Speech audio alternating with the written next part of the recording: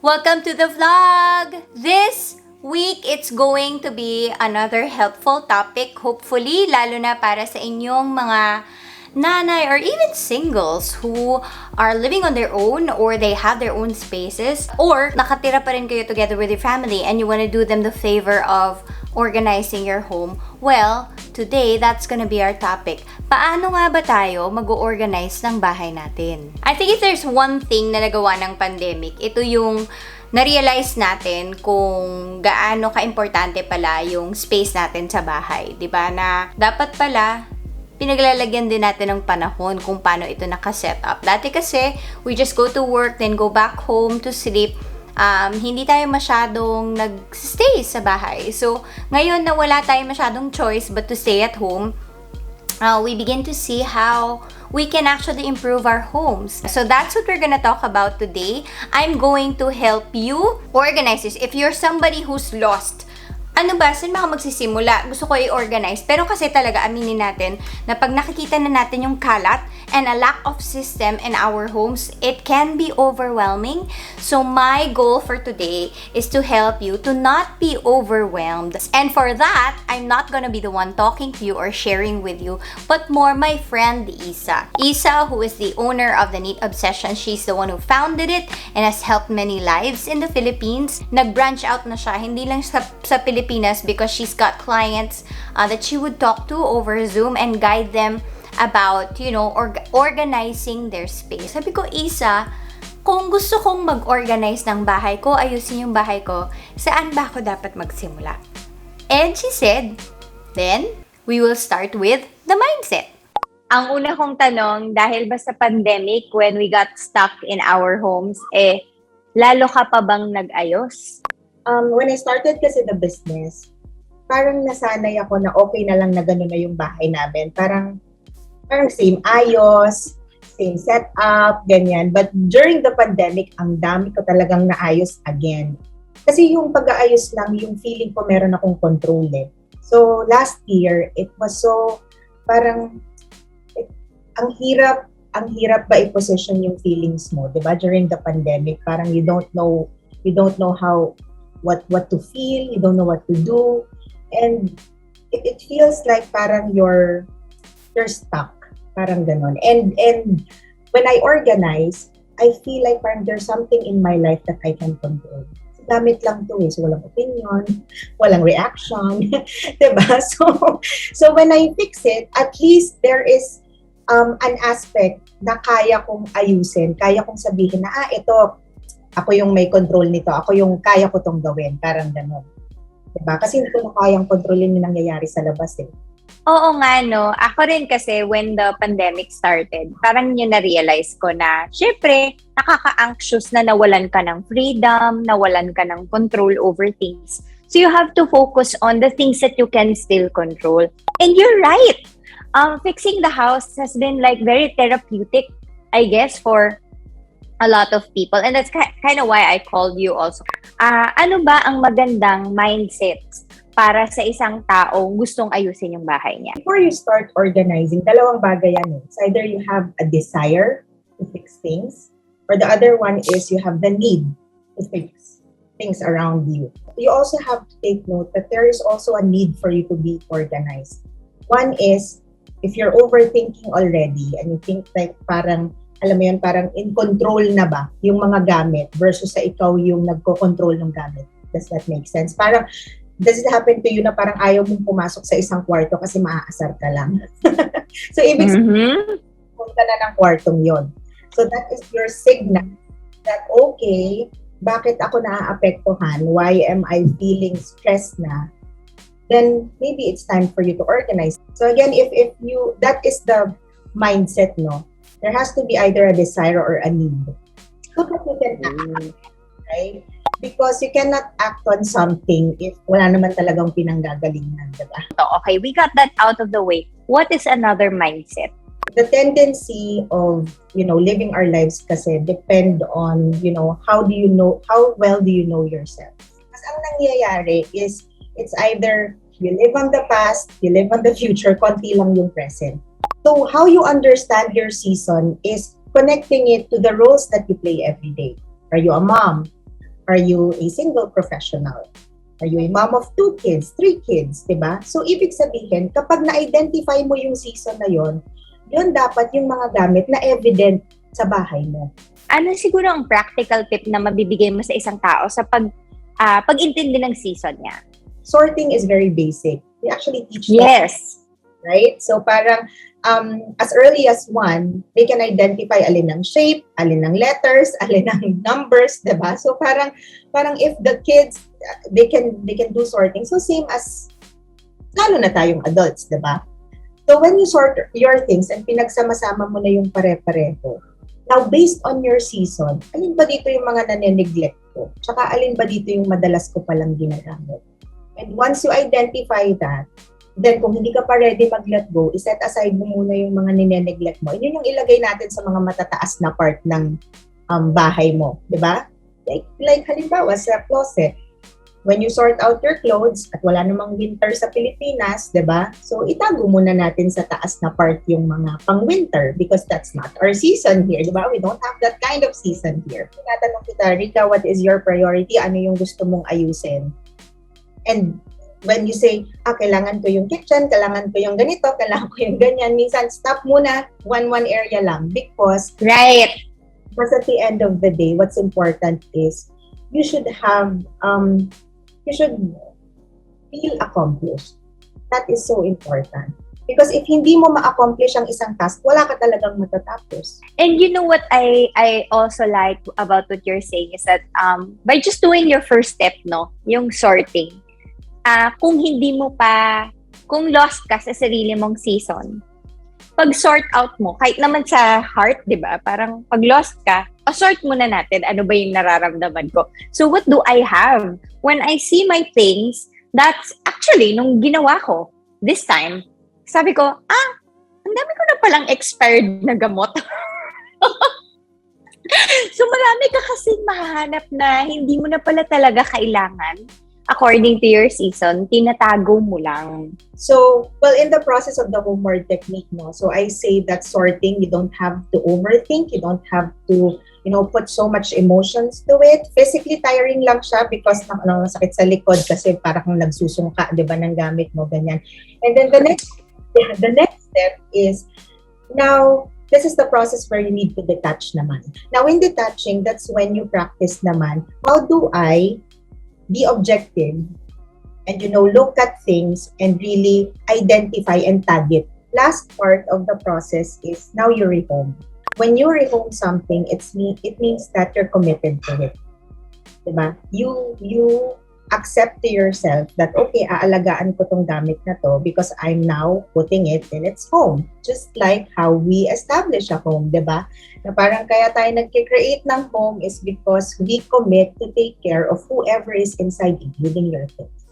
Ang galing kasi parang if you put the word commitment to it, it makes you rethink what you're going to rehome. Alright, so we've finished wanting to know the desire or the need that you have and then the season. Is there anything more, like any other mindset? If there's something that I want people to understand is how you're going to embrace talaga your now and understand that there's something beautiful even if times are uncertain, even if, things are unmanageable, parang at least meron tayong mga gamit natin na pwede natin kontrolin. Alam mo, ang maganda sa sinasabi mo, kasi may mga ibang tao na parang inaccept na nila na, ay, magulo lang ako. Parang ganun. Actually, one example of that would be a little bit me. Like, parang akala ko magulo lang akong tao forever. And then, parang I just found a way to find something parang that feels good about fixing. Tapos, sabi ko, kaya ko pala to. Na-observe ko lang ba sa'yo is that how you embrace your seasons talaga in your life. And it happens. Hindi naman siguro dahil ganito ako, parang laging maayos yung bahay namin. Hindi naman ganun. That is actually what I want people to understand. Parang, may times din na nagugulo yung bahay ko. May times din na parang natutulog ako and decide na bukas na yan or sa isang araw na yan or next month na yan. Diba? happens. It's normal. Ito, nakakatawa yung mga kalat namin sa buhay eh. Oh, yan. Siyempre, pag may mga bata, may damit, may stuffed toy. Tapos, itong pa-headboard namin, naging patungan na ng lahat. So, mamaya isusort ko yan, yung mga oil, mga laruan. Kasi right now, labo-labo lang siya because we haven't had the time to fix anything. Like I've been saying in my vlogs, I'm a very busy mom. I homeschool. I do content creation.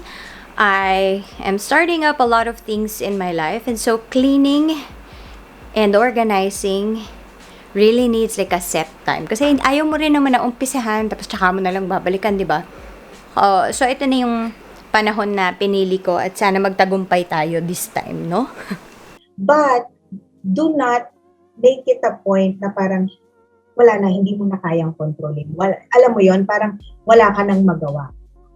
And I have clients like that na parang to them, it's wala na, lost cause na. Parang wala na akong magagawa, ganito na to. Either magpagawa ako ng panibagong bahay. Let me share with you a story. So, a few months ago, I was already very, very frustrated about our first floor kasi sobrang gulo niya. Naging stock room siya. How many of you can relate na yung isang empty space sa bahay na marami kang ideas dati, bigla na lang siya nagiging stock room. In my head, I was thinking, kailangan ko na ipa-renovate to. Kailangan na ng massive renovation ito. Before doing that, I said, why don't I call my friend Issa from the Neat Obsessions and let her fix the first floor first? Baka naman, makuha na ng ganun lang, or baka it will help me visualize some more how I'm going to renovate the first floor. So I called her in and her team came in. Dati pa to, bago pa to mag-pandemic. And when they came in, it just looked so nice after and so well organized that I told her, wow, hindi ko pala kailangan magpa-renovate. So maraming bagay sa buhay natin na hindi naman talaga kailangan ng major change or major renovation. Organization lang naman pala talaga ang kailangan. I mean, for the 3 years that I've been doing this, parang there's really more to it than just making things beautiful. But it's really knowing and understanding who you really are and who my clients are. So, yun yung binavalue ko. To give out as a reminder to everyone. Remember that in the homeward technique, that is actually the process of you going back to your home. And just remember that in sorting, you know what you have, and that is important. Have a visual inventory of the things that you own. You know everything that you own. And in detaching, you understand what you need based on your season. Diba? Kung sino ka ngayon, dapat yun yung makikita ko sa bahay mo. Dapat yun yung, alam mo yun, parang yun yung evident. Pagpasok pa lang ng tao dun sa bahay mo, si Issa yung nakatira dito. Yung ganon. Mm-hmm. Then the third one, in rehoming, you accept what is left. Stay committed. Diba? It doesn't have to be beautiful all the time. But commit that, when you say that you're going to use it in the future, when the future comes, you get to use it talaga. I guess, for people watching na kaya nilang gawin to on their own, they can also be helped a lot by your book. So is it still available? Yes, it's still available. It's still in Shopee and Lazada. But we're actually down to, I think, the last 500 copies. Yung blessing lang talaga sa akin last year was, I never thought that I'll be doing an online consultancy. But for the online consultancy, so there's going to be an initial assessment, and then it's a 3-module program. So it's the homeward technique program. So yes, it's deeper dive to the homeward technique. And it's going to be like this. It's a Zoom call where I transfer all my knowledge to you, and mali mo, maging professional organizer din yung magiging kausap in the future. And you have a chat, right? Where your clients can ask you, kunwari mo, I'm doing this, ganyan-ganyan. Pwedeng magtanong sa'yo.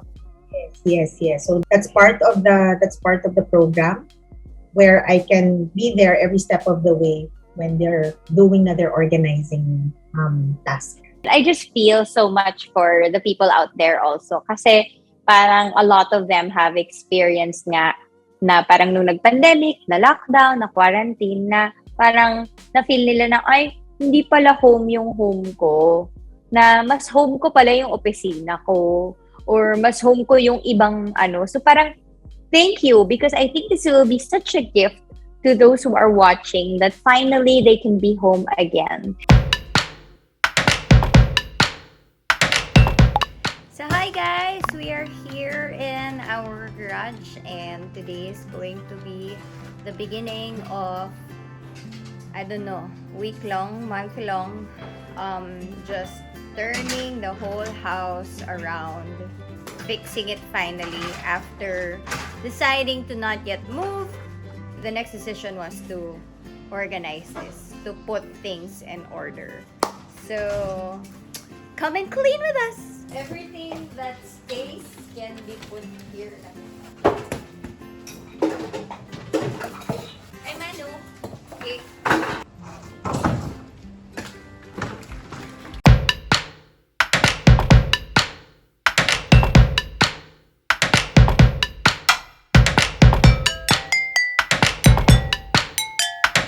Alright, this is how far we got for now. So we're clearing this area so we can set up the boxes there. Tapos for giving, for throwing, and for selling.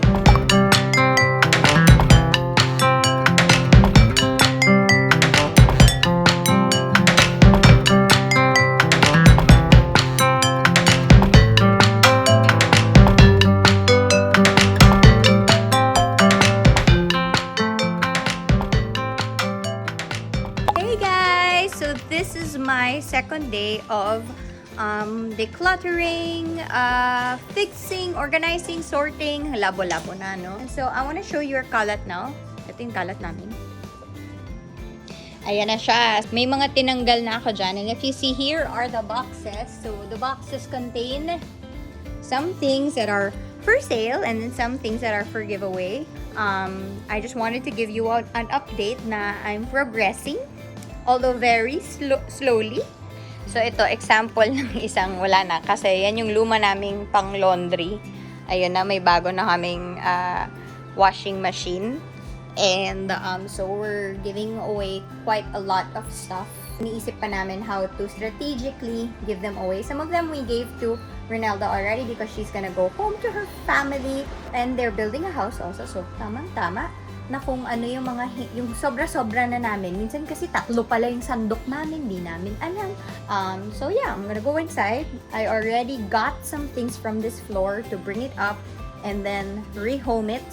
Yeah, it's gonna be a hectic day today, but it's gonna be worth it. So this is the kids' room, and what I'm trying to do here is, upon the advice of Issa, to sort things out first. And try ko na lang i-group by colors. This has been like a, diba, Philip, we've always wanted to do this.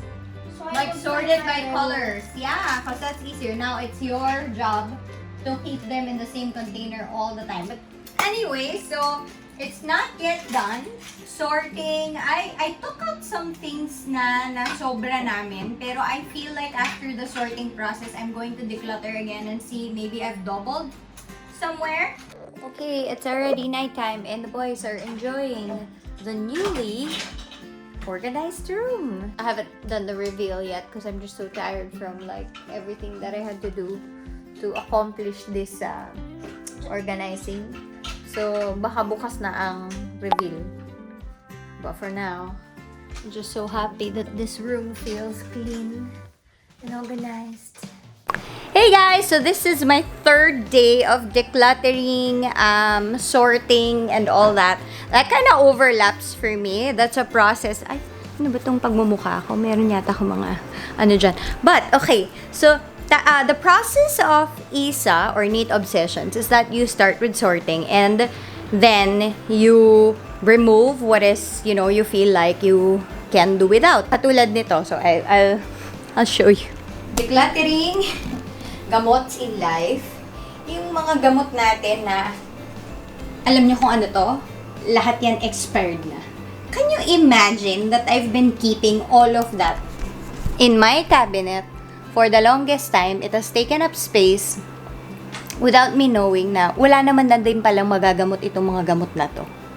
Kasi yung mga gamot niya, siguro nung 2019 pa siya dapat nagamot. Ganon. I'll give you a brief tour of my clutter. Oh, di ba? Clutter tour. Kakaiba talaga ako magpa-tour, no? Itong cabinet na to, mix-mix na yan ang mga laman. Tapos, although those are of the same category, I just need to make it more orderly.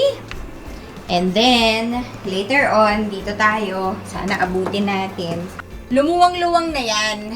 Tinanggalan ko na yan ng mga talagang dati ko pa naman gustong tanggalin. But I do believe na marami pang matatanggal as I sort things again. So, kaya siya makalat na ganyan now kasi I really am going to put it into categories. Hi guys! So, nandito ako ngayon sa part ng mga towels, ng mga ng mga bed sheets and all that.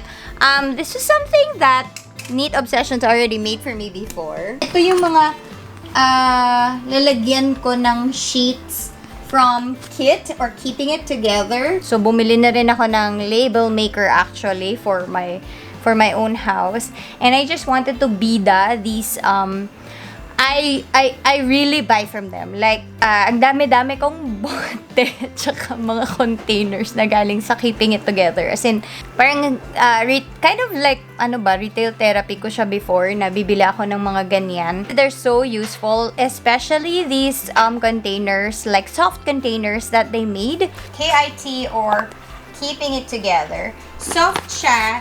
Tapos, the-zipper. Tapos, pwede ka maglagay ng mga sheets na ganyan. Tapos, yung iba, kasya pa yung mga pillows, ganun. To be honest, some of these were given to me, but some of them I bought. As in, hindi ako nagpa-promote sa kanila dahil lang binigyan nila ako.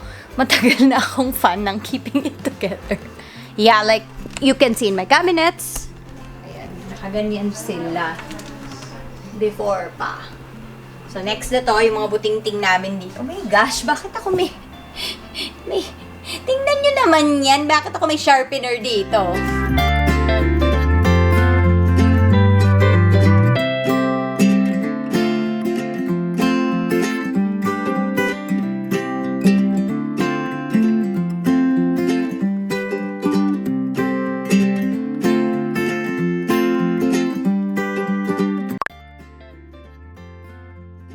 Before you even start doing the actual organizing, maybe you can ready some boxes already.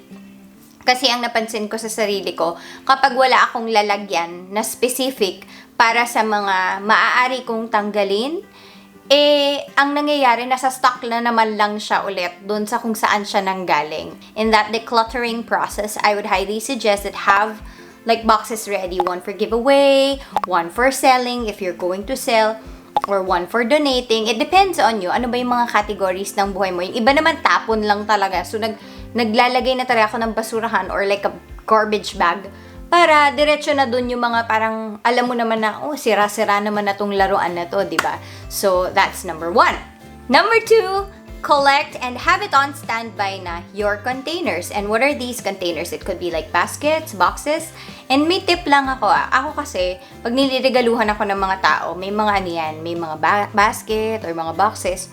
Pag yung box naman ay hindi heavily decorated with anything, it can be very minimalist or craft paper type, parang ganon, yung parang brown or simple black lang. Alam nyo, tinatago ko yun. Kahit yung mga sa case ng telepono, tinatago ko yun. Medyo basurera yun, pero tinatago ko sila kasi pwede mo talaga silang gamitin as container sa loob ng drawers or di kaya sa loob ng cabinets, diba? Kasi yun talaga yung trick sa organization na meron ka talagang specific place for something, specific boxes for everything, every category that you might find in your closets. Sinasabi ko na i-ready nyo yun kasi pagka wala ka na namang lalagyan nung i-rehome mo or na-reorganize mo, na-categorize mo, wala naman siyang pupuntahan, mangyayari niyan, isushoot mo na naman siya sa kung saan-saan. And that would defeat the purpose of you organizing because then guguluhin mo lang yung sarili mong system. Third is, if you can, this is not really a must, but if you can have a label maker that would value to what you are doing. Ako, bumili na ako ng label maker ko. Parang investment ko na siya para for everything na lalabelan ko. While you are doing all of the fixing, I would highly suggest that you do something else also because, it can get Aside from that, it's overwhelming. After a while, it can get tiring. Nakasurvive ako by listening to a podcast. I know it's the pandemic, so you're probably scared of seeing other people. But if there are people that you can trust enough to come close to you, like your friends and all, you can ask them to help. Kasi extra hands always will make things faster. If you have kids at home, sorting is also a great activity with them. Kasi sorting lang category. So, natuturuan mo pa sila ng pag-categorize. Kumbaga, may skill pa silang nalo-learn habang ginagawa niya yung activity, because it can get very tiring for one person to do like the entire house, diba? Para i-sort yun. Lastly, I guess it's not really so much practical as it is again another mindset, but I would have to remind you guys that a house is filled with living people who are alive, people who are growing, developing, and I think this is especially true for those who have kids in the house who are developing in such a fast manner, diba? Why am I saying that? It's because we have to know for ourselves that the organizing that we do today is not really something that is going to last forever. You're going to have to reorganize and reorganize and reorganize. Hindi siya yung parang tumitigil na one time na ginawa ko tong system na to, it will work for all the rest of our lives. Yun lang, konting paalala lang na buhay tayong mga tao. At dahil buhay tayo, nagbabago tayo. At dahil nagbabago tayo, nagbabago yung needs natin. At dahil nagbabago yung needs natin, kailangan magbago yung space according to the needs that we have. And so, I just leave that with you na you might be excited and all to reorganize right now, but know for sure that as you change, your space will have to change with you as well. Otherwise, why are you trying to fit your life in a space that you have made? Dahil ganito ko na inayos, kailangan hindi na magbago yung buhay ko kasi ganito ko na siya inayos.